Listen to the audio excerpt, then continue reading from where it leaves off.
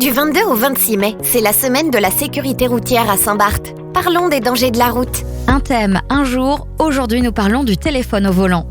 Ce message peut attendre. Corinne Esclapez, vous êtes la présidente de l'association en sécurité sur la route des îles Saint-Barth et Saint-Martin.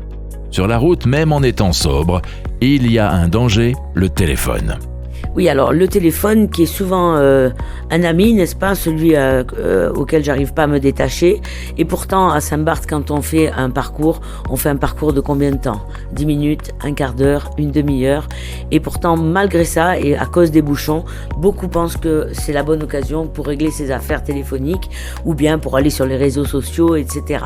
C'est un réel danger, le téléphone, tenu en main ou pas tenu en main. C'est pas le problème d'avoir les mains occupées, c'est que le téléphone occupe le cerveau. Lorsqu'on téléphone, on fait fonctionner ce qu'on appelle l'imagerie mentale. C'est-à-dire que si je vous appelle, je ne vous vois pas, j'ai besoin de vous imaginer. Et rien que ça, déjà, fait que je perds beaucoup mes moyens dans la conduite. Des dispositifs existent, comme les kits mains libres ou les oreillettes. Il n'en demeure pas moins que notre attention est diminuée. Tout à fait, comme je viens de dire, je me libère les mains mais pas l'esprit.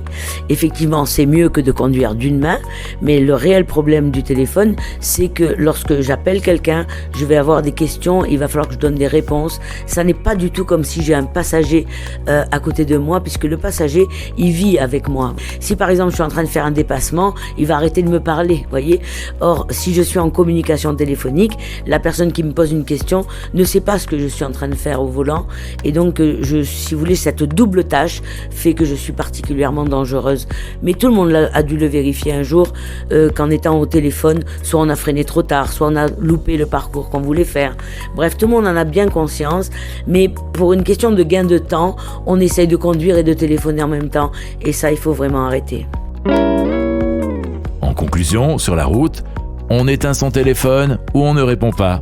Alors, on l'éteint ou on ne répond pas, et puis surtout, on prévoit avant. Par exemple, si j'avais rendez-vous et que je sais que je vais avoir 10 minutes de retard, avant même de partir, je l'annonce. Et on a même une petite astuce, c'est quand on annonce un retard, on ne dit pas j'arrive dans 5 minutes. Si par exemple on pense qu'on va avoir 10 minutes de retard, on dit écoute, je vais arriver dans un quart d'heure. Et là, à la grande joie de la personne qui m'attend, j'arrive dans les 10 minutes, vous voyez, par exemple.